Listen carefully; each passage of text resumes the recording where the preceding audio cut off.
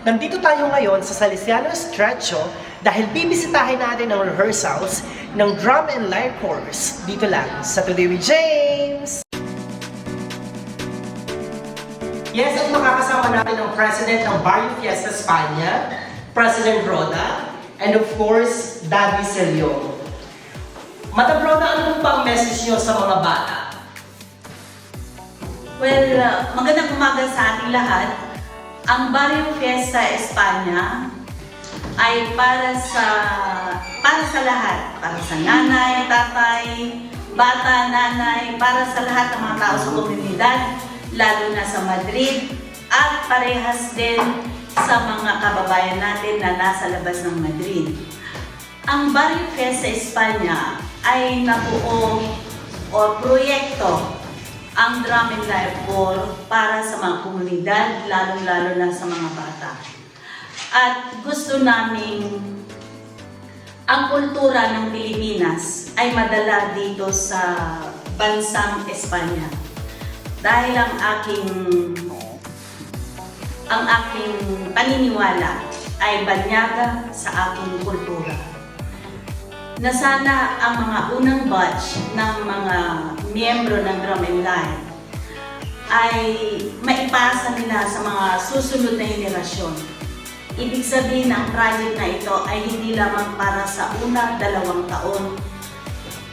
Dapat ang Drum and Lyre ay hindi nagtatapos sa 1-2 taon. Dapat ito ay ipasa sa mga susunod at susunod pang mga henerasyon para ang kultura ng ating bansang Pilipinas ay madala at proud tayo na ipagdiwang kahit tayo ay nandito sa ibang bansa.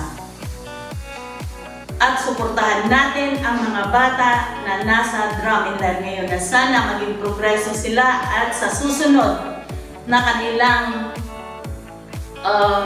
pagdiriwang at maipakita ang kanilang kagalingan sa susunod na Mayo 15.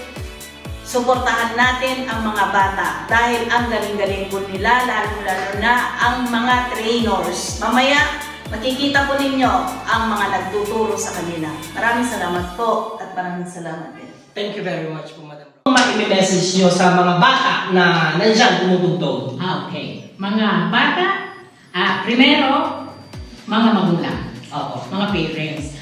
Kasi sila ang pinaka-importante dahil maliliit pa sila, may malalaki, may maliliit. Dapat, muchas gracias a toda la familia por soportar a sus hijos. Correct. Tenéis que continuar, ayudar, acompañar. Siempre, muchas gracias mga magulang y mga trainer sa mga bata. Thank you very much. Good day. Maraming salamat po, Daddy Celio. Welcome. Ito po namin ang mga mentors ng Drum and Lyre Corps. Miss Ira, ano ba ang struggle mo, for example? Pero yung struggle ko kasi, wala silang ideya kung ano yung baton, yung gano'n. So, dapat hawak ng baton nila. So, kailangan kong turuan from start talaga na parang ano ba yung baton, how to explain, yung talaga kasi tas different ages pa sila. So, iba yung approach mo sa mga bata, iba yung approach mo sa junior at sa kids. So, I have to do and kids. So, even though na dancer sila, karamihan, salamat agad. Pero yung paghawak ng baton, yun talaga yung struggle ko sa kanila. Kasi yung hirapan sila kung paano nila hawakan. Gano'n na po kayo katagal yung practice? From October, So, may ba yung tagal? practice, pero pumasok ako sa kanila by December. So, parang hawakan ko. Medyo matagal. Nakikita yung progress ngayon na medyo matagal nang nag-rehearse at nagpa-practice yung mga bata. First nung award din sa instruments, nagulat ako sa tono ng baby. And alam ko na ako na mangyayari. So we started from the scratch. As the section ng lyre, music yun. Kami yung talagang mag-isip ko ng song, play. Saka ako na binibig ko, kami ni Sir Nico na binibig ko ano yung mga produce na kami na. So we started from scratch, no? We chose the song kung anong bagay sa mga bata. Kasi iba yung complicated. Wala. Yan. So, well, let us thank the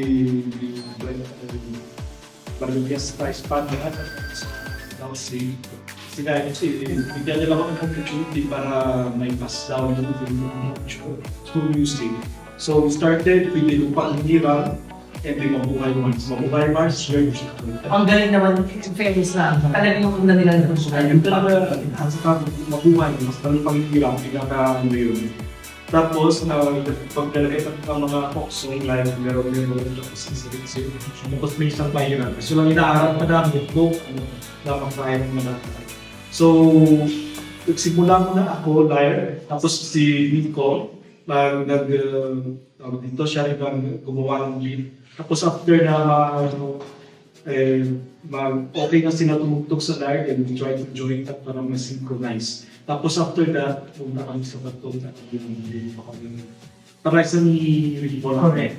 So may mga bata na mabilis, may mga bata na hindi. So kailangan is talagang walang may maiwan, walang may mauna. Kasi sa grupo dapat sabay-sabay. Yung progress is ngayon, naka-5 songs na kami in 4 months. No? So that is good enough. Then nakikita ko ngayon kasi ngayon lang hindi pa sila sanay gano'n. Pero in the future, siguro pag medyo lumaki pa sila, tapos magkaroon pa ng mga members, that will be the time na mga harmony, mga beat na Mas complicated. complicated. As of now, basic and very cultural. Yun lang muna. Thank you very much, Mr. Kuya Nico, anong ikaw? Based on your experience, ano ba may share mo sa amin? Medyo mahirap, masaya, at nakakatuwa. Challenging. Challenging kasi pag noong una, expect namin ni Guy na sinabi ni Mr. J na medyo we start from scratch. Inisip ko ba mahirapan yung ito kasi bata eh. Kumbaga, pagkawak ka ng stick, mahirap na yun. Pero medyo na-surprise ako dahil nga bilis na natuto. Ang nakakatawa naman is ni isa sa kanila, wala nga lang kumunta ng lupang niran. Mapurot na yun, tawa ko ng tawa. Alam mo yung lupang niran? Na quick-quick siya. Hindi. Kaya takot isa natin ito, takot malaman nyo kasi nga national landing na natin ito. That's the most important thing na natutunan nila. Ayun, yung mga lalo yung mga folk natin, yung mga pero sila, Correct. hindi nila alam yun. Pero pag tinuruan naman namin, ang bilis ng mga katsa, kaya nakaka-enjoy din, nakakatawa ang mga bata. Kaya, feeling ko medyo malayo-layo yung mararating nila dito kasi mabilis na matuto. Makakatsa pagkat sa mga ginagawa. Lalo rin sa layar, kasi may rap din yung tracer ring. Tapos i-convert ko rin sa drums. Nag-enjoy naman sila, feeling ko nag-enjoy sila. Tapos, yun nga lang, mabilis mapagod kasi mabibigat ng mga mabibigat ng mga instruments. Kaya, sa ano naman, discounts muna, okay, go. Balik agad sila. Yun lang. Pero, as of now, overall, masaya. Kasi, tsaka malaki yung improvement ng mga bata. Yun lang po. Thank you so much. Thank you. Miss Florida Blanca Guerrero. Yes. Thank you, James. Thank you for having me. Madam Blanca, paano nag-umpisa? Paano nabuo ang drum and lyre course? Yeah.